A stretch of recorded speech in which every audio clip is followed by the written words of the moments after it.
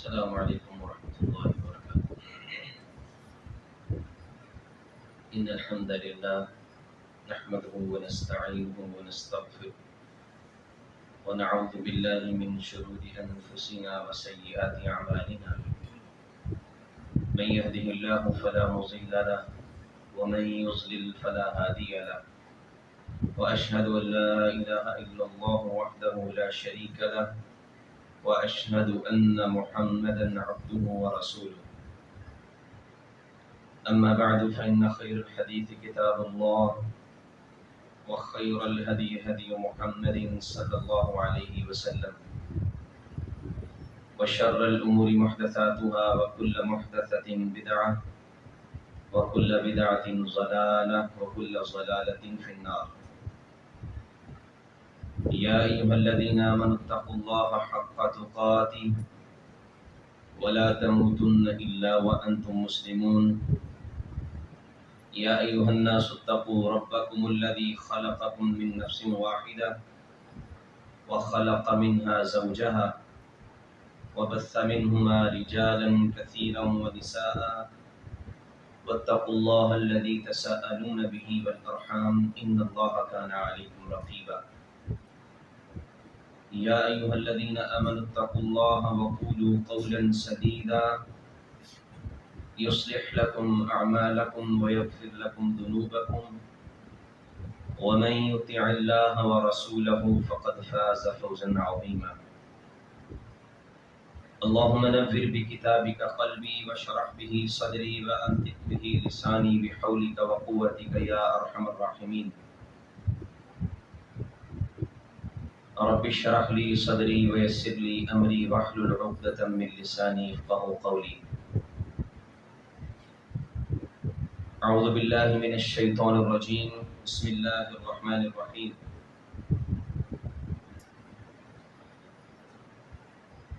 قد كانت لكم أسوة حسنة في إبراهيم، وقال تعالى في مقام آخر فاتبع ملة إبراهيم. لائق احترام محترم معزز سامعین، انسان میں خیر، نیکی اور بھلائی کا جذبہ ہونے کی ایک علامت ہوتی ہے کہ وہ جب بھی کسی بھلے انسان کا تذکرہ کرتا ہے، کسی اچھے انسان کا، نیک شخص کا تذکرہ سنتا ہے، تو وہ اس جیسا بننے کی کوشش کرتا ہے، اس کی نیکی کو، اس کی سیرت کو اپنانے کی کوشش کرتا ہے. اور جب یہ بات محبت میں آ جائے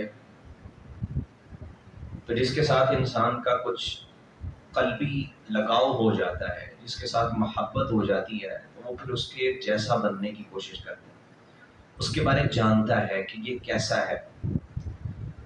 اور اگر محبت کے ساتھ مذہبی طور پہ اس کو دیکھا جائے تو پھر لوگ اپنے مذہبی پیشواؤں کو دیکھتے ہیں اور ان جیسا بننے کی کوشش کرتے ہیں، تاکہ وہ جو مذہب نے کوئی کنسپٹ دیا ہے آخرت کا، مرنے کے بعد کی زندگی کا، وہ اس میں سرخرو ہو سکے. تو ہمارے لیے اللہ رب العزت نے انبیاء کو بھیجا، اور آپ کو پتہ ہے مذاہب عالم میں سب سے جو سچا اور سچا مذہب ہے وہ دین اسلام ہے، اور ہمیں اس پہ فخر ہے الحمدللہ. تو ہمیں اپنے جو مذہبی پیشوا ہیں جیسے انبیاء ہیں، ان کی سیرت کو پڑھنا چاہیے، اس کو سمجھنا چاہیے، اور ان جیسا بننے کی کوشش کرنی چاہیے. ہم نے ذکر کیا تھا کہ ابراہیم علیہ السلام کو اللہ نے بڑی محبت کے ساتھ خطاب کیا. قرآن مجید اللہ نے اپنا خلیل بنایا ابراہیم علیہ السلام، اور اللہ نے یہ بھی کہا کہ ابراہیم علیہ السلام کی جو سیرت ہے، ان کی جو ذات ہے، وہ تمہارے لیے اسوہ اور نمونہ ہے، یعنی ان جیسی صفات اپنے اندر پیدا کرو. قربانی آتی ہے، ہم ابراہیم علیہ السلام کا تذکرہ کرتے ہیں، ان کی سنت ہے، نبی کائنات صلی اللہ علیہ وسلم نے فرمایا یہ قربانیاں ہمارے باپ ابراہیم علیہ السلام کی سنت ہے، تو ابراہیم علیہ السلام کا تذکرہ کیا جاتا ہے اور ہونا بھی چاہیے، لیکن صرف تذکرہ کر کے اس بات کو ختم نہیں کر دینا چاہیے۔ انہوں نے اپنے بیٹے کو قربان کیا کس جذبے کے ساتھ، اور اللہ نے اس کو پھر رہتی دنیا تک نشانی بنا دیا۔ اللہ نے بیٹے کی قربانی قبول بھی کر لی اور پھر ساتھ ایک جانور کو اللہ نے قربان کروایا اور بیٹے کو بچا بھی لیا۔ ان کا صرف ذکر کرنا کافی نہیں ہے، بلکہ ان کی خصوصیات کو، ان کی سیرت کو سمجھنا، اس پہ عمل پیرا ہونا یہ ضروری ہے۔ تو ہم نے آج کی گفتگو میں یہ سمجھنا ہے کہ ابراہیم علیہ السلام کی خصوصیات کیا تھی، ان میں کون سے ایسے وصف تھے کہ وہ رب کو بڑے پسند تھے، جن کا ذکر اللہ نے خصوصاً قرآن مجید میں کیا ہے۔ کچھ ایسی صفات ہیں جو اللہ نے قرآن مجید میں جن کا تذکرہ بڑی محبت کے ساتھ کیا ہے۔ ہم نے دیکھنا ہے کہ ہمارے اندر وہ صفات کس حد تک پائی جاتی ہیں۔ ہمارا ابراہیم علیہ السلام سے صرف زبانی تعلق ہے، یا پھر ان کے ساتھ واقعتاً ایک جذباتی اور دلی تعلق ہے اور مذہبی تعلق ہے کہ ہم ان جیسے بننے کی کوشش بھی کرتے ہیں۔ تو سیدنا ابراہیم علیہ السلام کی بڑی صفات ہیں جن میں اللہ نے ان کا تذکرہ کیا ہے۔ جو ہم اپنی گفتگو میں سب سے پہلی بات کرنا چاہتے ہیں وہ اللہ نے فرمایا شاکرا لانعم۔ ابراہیم علیہ السلام بڑے پیارے انسان تھے، بڑی محبت والے، اور ایسے کمال کے بندے تھے۔ اللہ رب العزت کہہ رہے ہیں کہ وہ ہمیشہ شکر گزاری کرنے والے تھے، ان کی زبان پہ کبھی شکوہ نظر نہیں آئے۔ آپ ان کی ساری زندگی پڑھ کے دیکھ لیں، اللہ نے اولاد نہیں دی، کتنا عرصہ اولاد نہیں دی، بلکہ اولاد تو بعد کی بات، اس سے پہلے دیکھ لیں گھر سے نکال دیا گیا، کوئی شکوہ نہیں۔ باپ نے اپنے گھر سے نکالا، علاقے والوں نے اپنی بستی سے نکال دیا، آگ میں چلے گئے، جیل کی صعوبتیں برداشت کی ہیں، سب کچھ کیا، ایک جگہ بھی آپ کو شکوہ نظر نہیں آئے کہ ابراہیم علیہ السلام نے شکوہ کیا ہو کہ اللہ یہ میرے ساتھ ہی کیوں ہو رہا ہے؟ پہلے گھر سے نکلا ہو، پھر وطن سے نکلا ہو، اور پھر لوگوں نے پکڑ دکڑ کے مجھے جو ہے نا وہ جلاؤ گھیراؤ کیا اور مجھے جیل میں ڈال دیا، اب آگ میں ڈال رہے ہیں، کہیں شکوہ نہیں۔ جو بھی معاملہ ہوا بس یہ اللہ تیرا شکر ہے، الحمدللہ ان کی زبان پہ ہمیشہ رہا، اور یہ عملی شکر ہے۔ عملی زبان کے ساتھ کرنے کے ساتھ انسان کے عمل سے ظاہر ہو کہ وہ شکر گزار کتنا ہے۔ تو ابراہیم علیہ السلام کی پوری زندگی شکر گزاری، اولاد نہیں ہوئی، 80 سال کی عمر ہو گئی ہے، اللہ نے ان کو اولاد سے نہیں نوازا، لیکن ایک دفعہ بھی شکوہ نہیں کیا۔ اللہ نے بیٹا دیا، اور بیٹا بھی بڑا قیمتی ہے اور بڑی محبت والا، کیونکہ اتنی عمر میں جب اللہ اولاد دیتا ہے تو پھر انسان کو اس کی قدر پتہ ہوتی ہے۔ اللہ نے کہا چلو اس کے ساتھ کہیں تمہاری محبتیں اتنی نہ بڑھ جائیں، اسے چھوڑ کے آؤ جنگل میں۔ کوئی شکوہ نہیں، کوئی بھی شکوہ نہیں، بلکہ جو قرآن مجید میں اللہ نے جو الفاظ بیان کیے نا ابراہیم علیہ السلام کے، جب اپنے بچے کو چھوڑا، بیوی کو چھوڑا، واپس آ کے کھڑے ہوئے اور وہاں پہ دعا پتہ کیا کر رہے ہیں؟ اللہ ان کو نمازی بنا دے، میری اولاد کو نمازی بنانا، لوگوں کو ان کی طرف مائل کر دینا، اور ساتھ کیا کہتے ہیں لعلہم یشکرون، اللہ ان کو نعمتیں اس لیے دینا کہ یہ تیرے شکر گزار بن جائیں۔ بیٹا ملا بھی تو کہتے ہیں الحمدللہ الذی وہب لی علی الکبر اسماعیل و اسحاق، اللہ تیرا شکر ہے، تیری تعریفیں ہیں کہ تو نے مجھے بڑھاپے میں جو نعمت سے نواز دیا، تو نے بڑھاپے میں اولاد سے نواز دیا۔ اور پھر اللہ نے کہا چلو ابراہیم اب تیرا بیٹا آنکھوں کا تارا بن گیا، اب اس کے ساتھ بڑی محبتیں پڑ گئی ہیں، اب جسے انگلی سے پکڑ کے چلنا سکھایا نا، اب اس کی گردن پہ ذرا چھری چلا دو۔ اللہ اکبر، کمال کا منظر، ایسا منظر آپ نے کہیں نہیں دیکھا ہو، اپنے بیٹے کو اللہ کے کہنے اور شکوہ پھر نہیں کہ اللہ اتنی دیر بعد ملا ہے، بڑھاپا آ گیا، اب اس کی تو مجھے بڑی ضرورت ہے، اس نے تو میرا سہارا بننا ہے، تو اللہ یہ کوئی بھی آگے سے ہوتا ہے نا تھوڑا بہت بندہ پسو پیش کرے کہ چلو اللہ کوئی نہ کوئی اس میں گنجائش ہے، کچھ بھی نہیں۔ ادھر اللہ نے حکم دیا، ادھر اپنے بیٹے سے مشورہ کیا، وہ بھی بیٹا بھی بڑا کمال کا بیٹا تھا، ابراہیم علیہ السلام کا بیٹا تھا نا، تو بیٹے نے کہا ابا جان جو رب نے کہا وہ کیجیے، آپ مجھے صبر کرنے والا ہی پائیں کہ میں بھی آپ کی طرح صابر ہوں، میں بھی شکر گزار ہوں، میری زبان پہ بھی شکوہ نہیں ہے۔ اپنے بیٹے کی گردن پہ چھری بھی چلائی، شکوہ نہیں کیا، ساری زندگی شکر میں گزری ہے۔ تو عزیز ساتھیوں، جس سیدنا ابراہیم علیہ السلام کی سیرت کا جو پہلا پیغام میں آپ کو دینا چاہتا ہوں وہ یہ کہ اپنی زندگی میں شکر لے آئی. ہماری زندگیاں ناشکری سے بھری پڑی ہیں, یقین جانے بھری پڑی ہیں. اس سے بڑی کوئی ناشکری ہو سکتی ہے کہ اللہ نے ہمیں جسم دیا, ہمیں انسان بنایا, کوئی جانور نہیں بنا دیا, اور پھر صحت عطا کی, اور اللہ نے ہمیں سب کچھ دیا اور کہا میری عبادت کرنی, اور ہم رب کی نافرمانیوں میں لگے ہوئے. ہمارے جسم کا ایک ایک جوڑ اللہ کی نافرمانی کرتا ہے. اس سے بڑی ناشکری کوئی ہو سکتی ہے کہ جس کا جسم اللہ کی نافرمانی پہ لگ جائے جو رب نے دیا ہے؟ اس سے بڑا ناشکر انسان دنیا میں کوئی نہیں. وہ زبان سے کہتا پھرے الحمدللہ, اللہ کا بڑا شکر ہے, بڑا شکر ہے, لیکن اگر اس کے اعمال ٹھیک نہیں ہے, اگر وہ رب کا نافرمان ہے, اگر وہ نیکی نہیں کرتا, اگر وہ عبادات میں قائم نہیں ہے, تو اس سے بڑا ناشکر انسان کوئی نہیں. شکر گزار بن جائیے. ہمارے پاس تو نعمتیں موجود ہیں, ہم نعمتوں کے باوجود اللہ کے ناشکرے ہو جاتے ہیں. ہماری اکثر صلاحیتیں, کئی ایسی اللہ نے صلاحیتیں ہمیں دی, ہنر دیا ہوتا ہے, دماغ دیا ہوتا ہے, بڑے ذہین ہوتے ہیں, بڑے جو ہے نا وہ ہمارے اندر اللہ نے ہنر رکھے ہوتے ہیں, صلاحیتیں اللہ نے بڑی پیدا, وہ کہاں خرچ ہو رہی ہے؟ اللہ کی نافرمانی. ہماری صلاحیت اگر نافرمانی میں خرچ ہو رہی ہے تو یہ بھی ناشکری. اللہ نے ایک نعمت دی نا, اس کی قدر کیا ہے؟ اس کی قدر یہ ہے کہ انسان اس نعمت کا اچھا استعمال کرے اور پھر رب کا شکر ادا کرے. اور ہماری جو اللہ کی نعمتیں اللہ نے ہمیں دی, صلاحیتیں دی, ہم اس کو کہاں خرچ کرتے ہیں, اس کا بھی ہم سے حساب ہوگا. اللہ ہمیں ابراہیم علیہ السلام جیسا شکر گزار بنا دے. اور اللہ رب العزت کیا فرماتے ہیں؟ وَإِن تَشْكُرُوا يَرْضَهُ لَكُمْ, اگر تم شکر کرو گے, اگر تم نہ شکرے نہیں ہوگے تو میں تم سے راضی ہو جاؤں گا. اللہ کی رضا کے لیے بھی انسان کو شکر گزار ہونا چاہیے. نبی کائنات صلی اللہ علیہ وسلم ساری رات اللہ کے سامنے کھڑے رہتے حتی تورمت قدماہ. اللہ اکبر. سیدہ عائشہ کہتی ہیں اللہ کے رسول کے قدموں میں ورم آ جاتا. کھڑے ہو کہ انسان کے پاؤں ایک جگہ پہ رہے, خون ایک جگہ پہ جب رہے تو اس کی حالت کیا ہوتی ہے؟ نبی کائنات صلی اللہ علیہ وسلم کے یہ حالت ہو جاتی.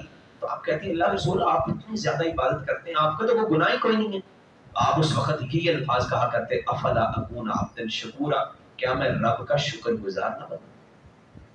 اس نے مجھے اتنا مقام دیا کہ میرے ذمہ گناہ ہی کوئی نہیں, مجھے اتنا بلند کیا, نبیوں سے افضل کر دیا, میں اس کی شکر گزاری کرتا ہوں رب کے سامنے راتوں کو کھڑا ہو کے, اللہ کے سامنے سجدے کر کے. تو عزیز ساتھیوں, اگر اللہ نے کچھ دیا ہے تو اس کی شکر گزاری عبادت کر کے کرے, اس کی شکر گزاری کرے اللہ کے سامنے جھک کے. اللہ ہم سب کو شکر گزار بنا دے. ہمارے پاس بڑی نعمتیں موجود, اگر اللہ کی نعمتوں کا حساب کیا جائے ہم حساب نہیں کر سکتے, لیکن پھر بھی ناشکریاں ہوتی ہیں, پھر بھی ہم جو ہے نا برائیوں میں پڑے ہوتے ہیں. ہمیں لگ رہا ہوتا ہے کہ میرے پاس تو کچھ بھی نہیں. یہ جو اللہ نے انسان بنا کے اتنا اچھا بھلا بنا دیا نا, یہ اللہ کی بہت بڑی نعمت ہے. تو ہمارے پاس سب کچھ موجود ہے, لیکن ہم ہونے کے باوجود کہہ رہے ہوتے ہیں نہیں کچھ بنتا ہی نہیں ہے, بے صبر لوگ ہیں. ہمیں شکر گزاری کا درس ابراہیم علیہ السلام کی سیرت سے ملتا ہے, اور اس درس کو ہم نے اپنی زندگی میں لے کے آنا ہے. ہمارے بڑے, ہمارے بچے کہاں پہ جو ہے نا اپنی صلاحیت لگا رہے ہیں, ہم نے اس پہ غور کرنا ہے. ابراہیم علیہ السلام کی ذات کا دوسرا پہلو جو بڑا اہم پہلو ہے, اللہ اکبر, قرآن مجید نے کیا فرمایا؟ فرمایا ان ابراہیم لأواہ حلیم. ابراہیم علیہ السلام بڑے بردبار تھے, حلیم تھے. حلیم کہتے ہیں برداشت کرنے والے. ابراہیم علیہ السلام کے اندر بڑی برداشت تھی. سیدنا ابراہیم علیہ السلام نے رب کے لیے کتنا کچھ برداشت کیا. وہی باتیں جو میں نے پہلے کی ہیں وہ ساری باتیں یہاں پہ لے, گھر سے نکلے, جو کچھ بھی کیا, قید میں گئے, یہ سب کس کے لیے کیا؟ اللہ کے لیے. اور اکیلے ابراہیم علیہ السلام پہ کون ایمان لے کے آئے؟ لوط علیہ السلام بس, وہ بھی آپ کے جو ہے نا وہ کزن ہے اور نبی بھی ہے, وہ ایمان لے کے آئے, لیکن نہ شکری نہیں ہے, نہ شکری کے بقے اللہ یہ کیا, میں نبی ہوں میرے ساتھ, اور پھر ساتھ برداشت اتنی ہے, اکیلے ہیں, کہیں پہ بھی انہوں نے کسی کے ساتھ کوئی بد اخلاقی نہیں کی. باپ بڑا بڑا برا رویہ کرتے, بڑے پیار سے کہتے ہیں ابا جان یہ کام نہ کریں, یہ نہ کریں, یہ نہ کریں. وہ کہتا ہے میں تجھے پتھر مار کے مار دوں گا. آگے سے برداشت کیسی ہے؟ کہتے ہیں سلام علیکم ابا جان, آپ پہ سلامتی ہو. یہ برداشت کا سبق ابراہیم علیہ السلام نے دیا. جو سختی بھی کرتا اس کے ساتھ بھی محبت کرتے ہیں, اس کے ساتھ بھی پیار کرتے ہیں. اور ابراہیم علیہ السلام نے ہمیں برداشت سکھائی. آج چھوٹی چھوٹی باتوں پہ نقصان ہو جاتے ہیں, کیوں؟ برداشت نہیں ہے, اور برداشت ختم ہوتی ہے اس کے بعد لڑائیاں ہو جاتی ہیں. ایسے ہی ہمارے اندر تو برداشت ہے ہی کوئی نہیں, بہت کم برداشت. ہر بندے کے اندر گرمی ہے, جو گرمی بڑی ہے, مجھے غصہ بڑا آتا ہے. کیونکہ پتہ ہے میں کسی کی گال نہیں سنتا, مجھے کوئی ایک سنائے، میں 4 سناتا ہوں. بھائی ہم کسی کی برداشت نہیں کرتے، اس کا مطلب ہے آپ سے بڑا بدتمیز کوئی نہیں کہ کسی کو آگے سے 4 جواب دینا. یہ تو بدتمیزی ہوتی. بندے اپنے آپ کو ایسے کر کے ہم سمجھتے کہ بہادری ہے. بھائی میں تو کبھی پیو دی نہیں بنی، عجیب بات ہے. یعنی میں آپ کی مان لوں، میں تو کبھی اپنے باپ کی نہیں مانتا، میں فلاں کی نہیں سنتا، میں ایسا ہوں میں ایسا ہوں. تو یہ بدتمیزی ہوتی ہے. ابراہیم علیہ السلام کی سیرت کا سبق یہ ہے کہ اپنے اندر برداشت پیدا کرے، حلیم حلم پیدا کرے. نبی صلی اللہ علیہ وسلم کے پاس ایک شخص آئے، عبداللہ اشج عبد القیس.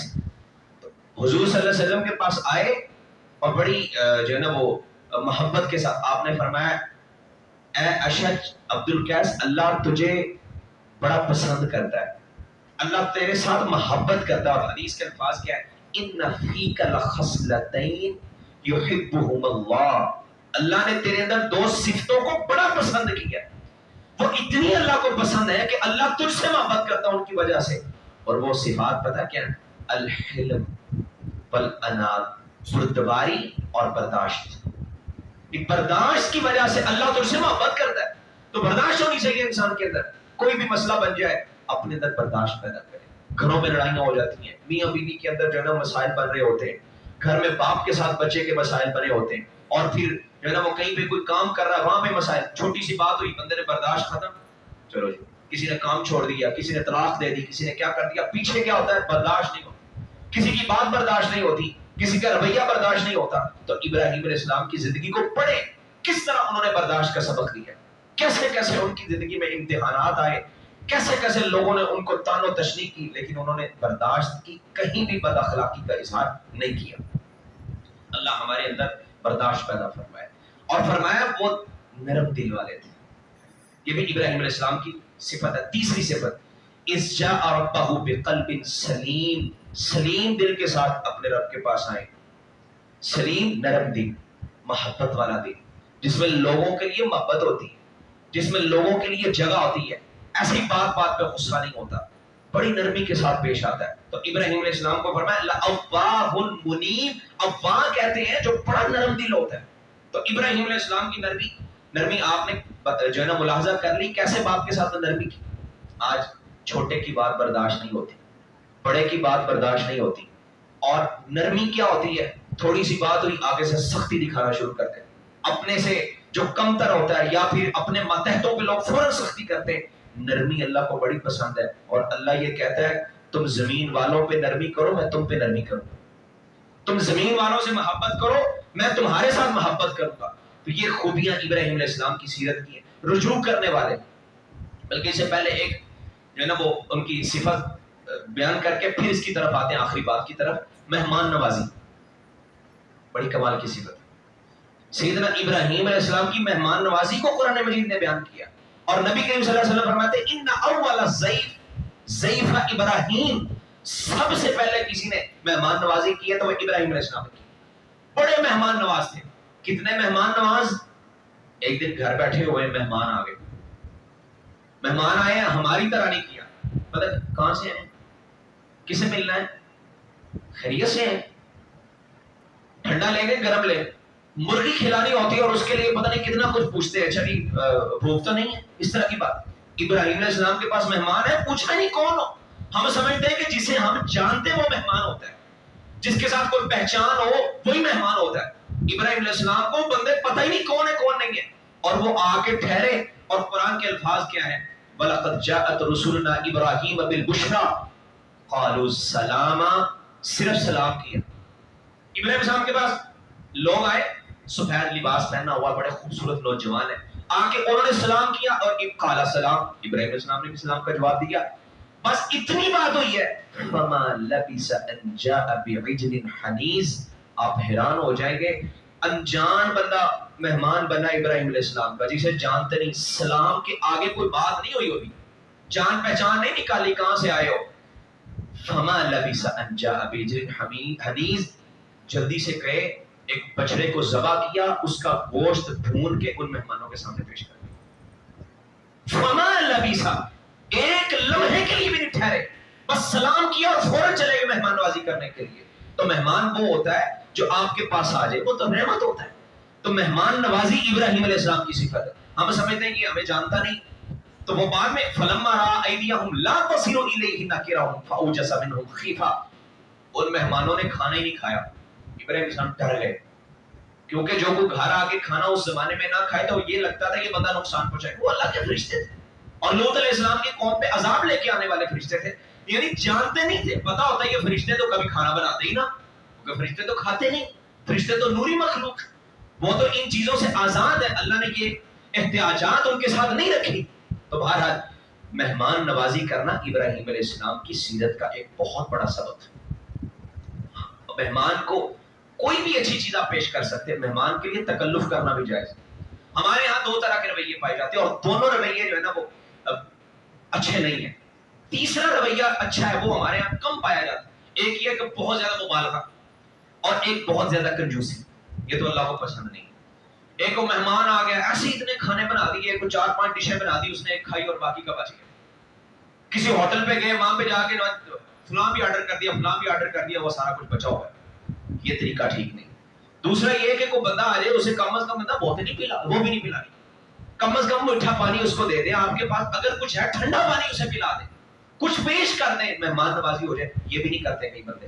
اور ایک ہے اعتدال والا رویہ، اگر آپ کے پاس کچھ ہے تو تکلف بھی کر سکتے ہیں، کہتے ہیں نا انہیں جی تکلف نہیں کرنا، مہمان کے لیے تکلف کرنا جائز ہے۔ اسی آیت سے محدثین مفسرین نے یہ نقطہ نکالا کہ مہمان کے لیے تکلف کرنا جائز ہے۔ ابراہیم علیہ السلام تکلف ہی تو کیا، بچڑے کو ذبح کرنا، پھر اس کا گوشت بنانا، اس کی جو ہے نا وہ سارے معاملات کرنا، پھر اسے بھوننا، یہ تکلف نہیں ہے، یہ فوراً تو نہیں ہو جاتا کام۔ تو آج تو سہولیات ہی بڑی ہیں، ہمارے پاس پہلے سے چیز موجود ہوتی ہے، فاسٹ فوڈ آ گیا، اس طرح کی چیزیں آ گئی، تو بہرحال مہمان کے لیے تھوڑا تکلف بھی کر لے تو یہ بھی جائز ہے، یہ بھی کرنا چاہیے اگر آپ کر سکتے ہیں، جتنا کر سکتے اتنا کو کریں۔ نبی کریم صلی اللہ علیہ وسلم نے فرمایا من کان یؤمن باللہ والیوم الآخر فلیکرم ضیفہ، تم میں سے جو کوئی آخرت پر ایمان رکھتا ہے، جو اللہ اور اس کے رسول پر ایمان رکھتا ہے، اس کے ایمان کی ایک نشانی ہے کہ وہ اپنے مہمان کی مہمان نوازی کرے، اس کا اکرام کرے، مہمان کو عزت دینا، یہ نبی کریم صلی اللہ علیہ وسلم کا حکم ہے۔ آپ نے ایک دفعہ کہا تھا نا مہمان آ گیا، اللہ کے رسول کے پاس جب بھی کوئی مہمان آتا آپ کچھ نہ کچھ اسے ضرور پیش کرتے۔ ایک مہمان آیا، آپ نے گھر پہ کام بھیجا، گھر میں کچھ بھی نہیں، 27 پیغمبر ہیں اور گھر میں کھانے کو نہیں کچھ ملا، دوسری بیوی کے گھر پہ کام بھیجا، ادھر سے بھی کچھ نہیں ملا، آپ نے صحابہ سے کہا تم نے کوئی آج اس مہمان کو اپنے پاس رکھ سکتا ہے؟ اللہ اکبر۔ ایک صحابی کہتے ہیں اللہ کے رسول میں نہیں چاہتا ہوں اپنے ساتھ۔ جب گھر گئے تو بیوی سے پوچھا، اس نے کہا کھانا تو صرف اتنا ہے یا بچے کھا سکتے ہیں یا مہمان کو کھلا دو؟ ہم تو پہلے ہی آج فاقے پہ، بچوں کو سلا دو۔ اللہ کیسے کمال کے لوگ تھے، ان کی ترجیحات کیا تھی کہ پہلے مہمان کو کچھ دیا جائے پھر اپنا جو ہے نا وہ پیٹ میں کچھ ڈالا جائے۔ اور عرب میں یہ آج بھی موجود ہے، کئی ایسی جگہ جہاں مہمان آئے پہلے وہ ان کو کھلاتے اور جو وہاں سے بچ کے آتا وہ خود کھا لیتے۔ یہ نہیں ہے کہ ان کے لیے کچھ چیزیں ایسی نکال دی اور اپنے لیے اچھا اچھا نکال کے رکھ لیا۔ تو وہ صحابی نے کہا ایسا کرنا، جب یہ مہمان کھانے پہ بیٹھے گا نا تو چراغ بجھا دے، بہانے سے چراغ کو ٹھیک کرنے کے بہانے بجھا دیا، اور ساری رات وہ جب تک وہ کھانا کھاتے رہے ایسے ان کے ساتھ وہ بیٹھے جیسے یہ بھی کھا رہے۔ نبی صلی اللہ علیہ وسلم کے پاس آئے، اللہ نے کہا اللہ نے تمہارے اس رویے پہ قرآن نازل کر دیا، وَيُؤْثِرُونَ عَلَىٰ أَنفُسِهِمْ وَلَوْ كَانَ بِهِمْ خَصَاصَةٌ۔ ہمارے پاس تو سب کچھ موجود ہے، ہم تو کیا کچھ نہیں دے سکتے مہمان کو۔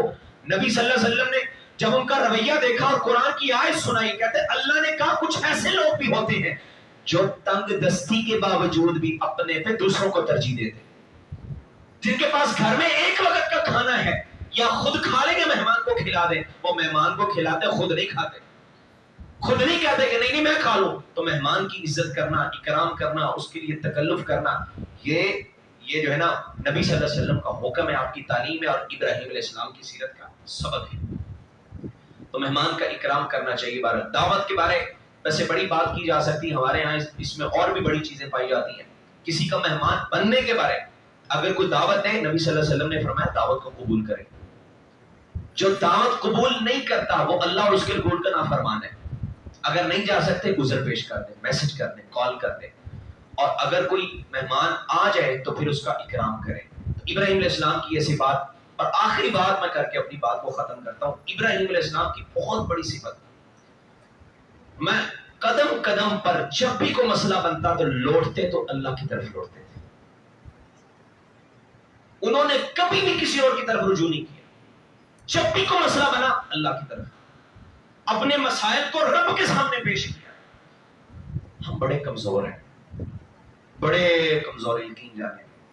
ہمارا کوئی مسئلہ ہوتا ہے ہم لوگوں سے مانگ لیتے ہیں, لوگوں سے بات کرتے ہیں, اور لوگ کہتے ہیں میرے سے بات اس نے کیوں کی, لوگ ناراض ہو جاتے ہیں. میرے سے مانگنے پہ لوگ ناراض ہوتے ہیں, اللہ کہتا ہے میرے سے مانگو میں راضی ہوتا ہوں. من لم یسأل اللہ یغضب علیہ, جو رب سے نہیں مانگتا اللہ اس سے ناراض ہو جاتا ہے. اللہ کہتا ہے میرا در کس لیے ہے, میرے پاس آیا کرو.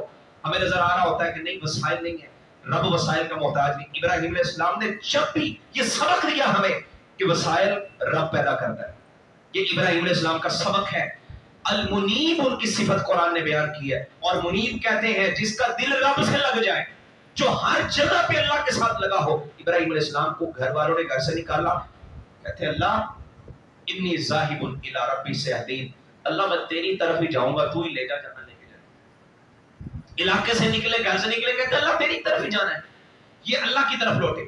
اور جب اولاد نہیں ہوئی کیا کہتے ہیں, اللہ اکبر, ربی حبلی من الصالحین, اللہ تو ہی اولاد دے گا. لوٹے تو رب کی طرف لوٹے, اپنا جو بھی کوئی مسئلہ تھا پیش کیا تو اللہ کے سامنے پیش کیا. اور پھر ابراہیم علیہ السلام کو امن کی ضرورت پیش آئی تو کیا کہتے ہیں, رب اجعل ھذا بلدا آمینا, اللہ اس شہر کو, مکہ کو امن والا بنا دو. اور آگ میں جب گئے, میں نے یہ پچھلے جمعہ میں بات کی تھی, فرشتے آئے, بتائیں ہم کیا کچھ کر سکتے ہیں, نہیں میرا رب ہے. لوٹے تو اللہ کی طرف لوٹے. کچھ بھی ہوا, قدم قدم پہ مسائل ہیں, قدم قدم پہ صعوبتیں ہیں, ان کے ساتھ کتنا کچھ کیا گیا, اپنے رب کی طرف لوٹ. میرا رب ہے میرے ساتھ, وہی سب کچھ کرے گا. اللہ کے علاوہ دنیا کی جھولی میں گرنے کی بجائے وہ رب کی جھولی میں گر گئے.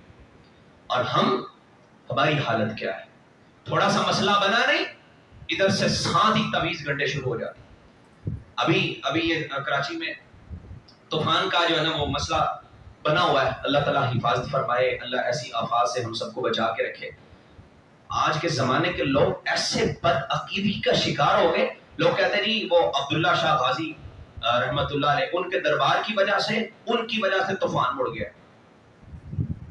ابراہیم علیہ السلام کی سیرت کا سبق کیا ہے, رب کی طرف لوٹنا, اللہ کی سے امید باندھیں. کچھ بھی ہے رجوع کرنا ہے تو اللہ کی طرف کرنا ہے. اور ہم کیا کرتے ہیں, فلاں کی وجہ سے وہ جو ہے نا وہ ٹل گیا. آپ نے سنا سوشل میڈیا پہ, خبروں میں, ٹی وی چینلز پہ باقاعدہ اس پہ باتیں کی جا رہی ہیں, اور لوگ اس پہ انٹرویوز کر رہے ہیں, لوگوں کے جو ہے نا وہ کمنٹ لے, اچھا آپ بتائیں, وہ کہہ رہے جی وہ ان کا دربار ہے, اس کی وجہ سے یہاں پہ کچھ بھی نہیں آتا, یہاں پہ جب بھی کوئی طوفان آتا مڑ جاتا ہے. وہ موڑ دیتے ہیں. وہ موڑ سکتا ہے اللہ کے عذاب, اور کوئی نبی نہیں موڑ سکتا, کسی نبی میں یہ طاقت نہیں ہے وہ اللہ کے عذاب کو موڑ لے. ابراہیم علیہ السلام کے بعد رشتے آئے نا, کہا کھانا نہیں کھا رہے, ڈر گئے. انہوں نے کہا ڈرنے کی بات نہیں ہے, لا تخف, ڈرے نا, ہم اللہ کی طرف سے فرشتے ہیں, اللہ کے بھیجے ہوئے. مہمان آپ کے ضرور ہے لیکن مہمان انسان نہیں ہے. تو ان سے بات چیت ہوئی, کہتے ہیں ہم جا رہے ہیں لوط علیہ السلام کی طرف. لوط علیہ السلام کی قوم کی طرف عذاب لے کے آئے, اور جاتے جاتے خوشخبری دے کے گئے کہ تمہیں اللہ نے بیٹے کی خوشخبری دی ہے. تو ابراہیم علیہ السلام کھڑے, اور بیوی ان کے ساتھ کھڑی ہے, وامرأتہ قائمۃ فضحکت, وہ مسکرانا شروع ہو جاتی, کہتی کیسی باتیں کر, اعلیت وانا عجوز وھذا بعلی شیخا, میں بانجھ ہوں, میرا خاوند بوڑھا ہے, تم کہتے ہو بیٹا ہوگا. تو وہ کہتے ہیں اللہ کی رحمت سے مایوس نہیں ہوتے. تو وہ آگے جانے لگے. ابراہیم علیہ السلام ان سے بات کر رہے ہیں, اور ایسے جیسے کہہ رہے ہیں کہ نہ یہ کام نہ کرو, کیوں عذاب لے کے جا رہے ہو, لیکن ٹال نہیں سکے. حضرت نوح علیہ السلام جب کشتی کے اندر اپنے بیٹے کو کہا بیٹا آ جا, وہ کہتا سآوی الی جبل یعصمنی من الماء, میں اس پہاڑ پہ چڑھ جاؤں گا, یہ پہاڑ مجھے بچا لے گا. کیا کہا انہوں نے یہ نہیں کہا کہ بیٹا پہاڑ بچا لے گا. اس زمانے میں بھی بڑے لوگ تھے جنہوں نے, نوح علیہ السلام کے زمانے میں سب سے پہلے شرک شروع ہوا ان کی قوم میں, سب سے پہلے 5 تن ان کے زمانے میں, یعوث, یعوق, نصر, بد, سوا. نوح علیہ السلام کے جو بیٹا ہے اس نے جو کچھ بھی کہا, آگے سے پتا کیا کہتے ہیں, لا عاصم اليوم من امر اللہ الا من رحم. بیٹا آج کے دن صرف اللہ بچا سکتا ہے, اللہ کے علاوہ کوئی کرنے والا نہیں ہے, اللہ کے علاوہ کشتی ڈوبتی کوئی تارنے والا نہیں, صرف اللہ. الا من رحم, جس پہ اللہ رحم کرے اس کے علاوہ کون ہے جو کسی کو بچا لے؟ کس میں یہ جرت ہے، طاقت ہے کہ وہ اللہ کے بھیجے عذاب کو ٹال دے؟ ہاں دعا کرے اللہ سے، وہ اللہ واپس لے جائے۔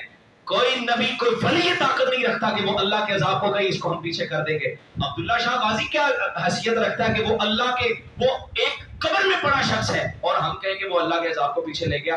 یہ نعوذ باللہ، یہ بدعقیدگی ہمارے اندر ہندوؤں سے آئی۔ اور ابراہیم علیہ السلام کی یہ صفت بھی سن لے، وَمَا كَانَ مِنَ الْمُشْرِكِينَ وَلَمْ يَكُن مِنَ الْمُشْرِكِينَ۔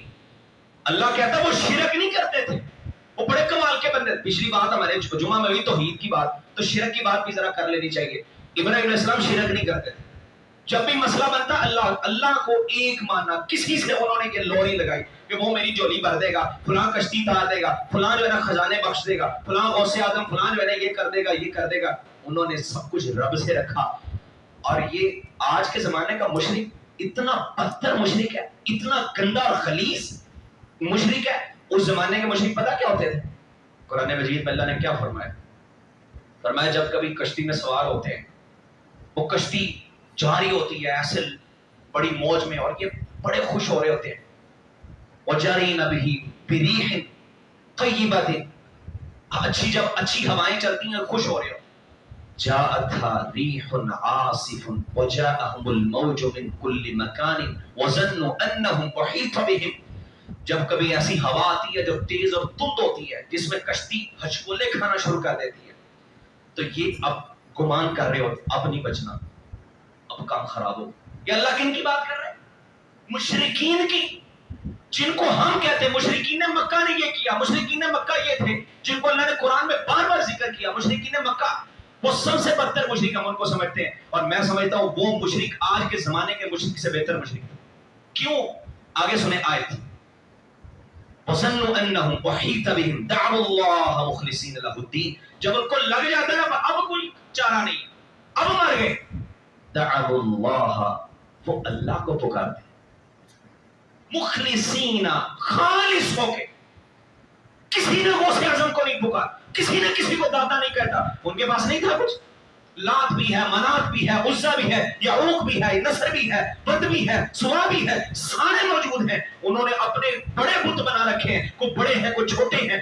دعوا اللہ مخلصین لہ الدین، ایک اللہ کو بلاتے ہیں خالص ہو کے، کسی اور کو شریک نہیں کرتے۔ اب بچانا ہے تو اللہ نے بچانا ہے۔ ہم کہتے ہیں عبداللہ شاہ غازی نے بچا لیا۔